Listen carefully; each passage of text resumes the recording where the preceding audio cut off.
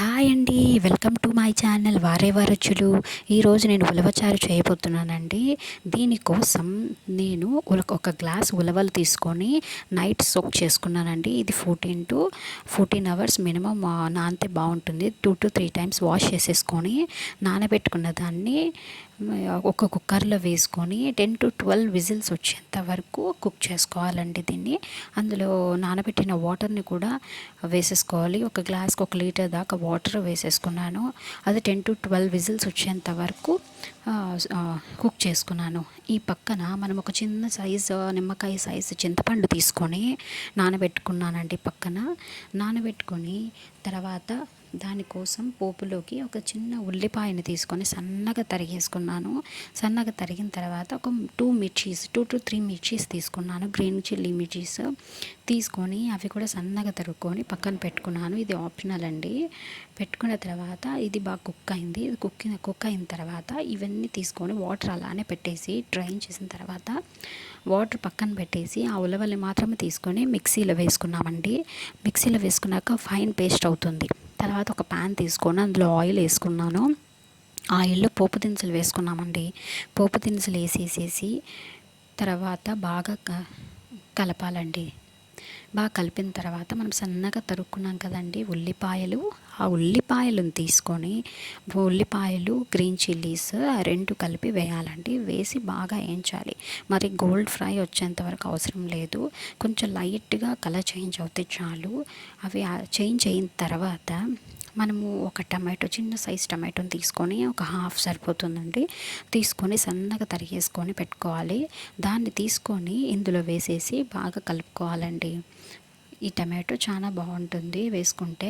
తర్వాత 2 రెబ్బలు 2 నుంచి 3 రెబ్బలు వెల్లుల్లి తీసుకొని వేసుకోవాలండి. వేసుకొని బాగా తిప్పిన తర్వాత ఒక్క చిటికెడు పసుపు వేసుకోండి.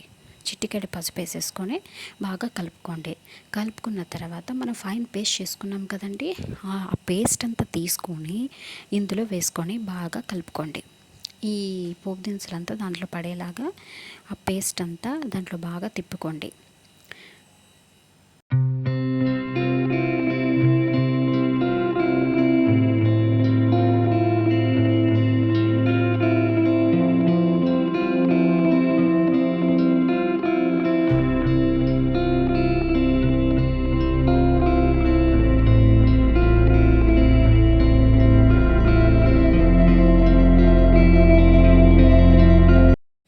తర్వాత బాగా కలిపిన తర్వాత మిగిలిన వాటర్ డ్రైన్ చేసుకున్నాం కదండి, అవి సపరేట్గా అవి తీసుకొని ఇందులో వేసేసుకోండి. వేసుకున్న తర్వాత మన చింతపండు రసం నానబెట్టుకున్నాం కదండి, ఆ రసం కూడా దీంట్లో వేసేసుకోండి. వేసుకొని బాగా తెల్లనివ్వండి. రసం ఎలా తెల్లుతాయో అలా తెల్లనివ్వండి. తగిన సాల్ట్ వేసుకొని బాగా కలపండి. తర్వాత మన కారం కోసము 1.5 స్పూను కారం వేసుకున్నానండి నేను. మీరు తగినంత వేసుకోండి. 1.5 స్పూన్ వేసుకున్నాను. ఆ తర్వాత బాగా కలుపుకున్నాను.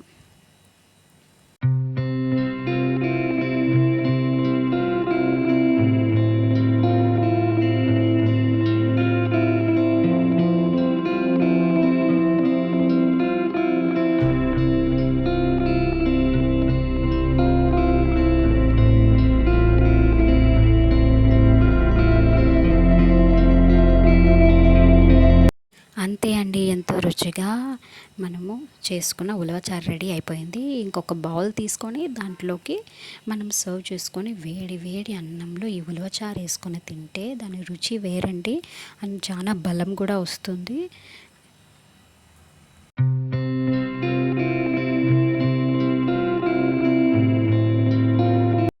Please subscribe to my channel అండి. Like, share and subscribe.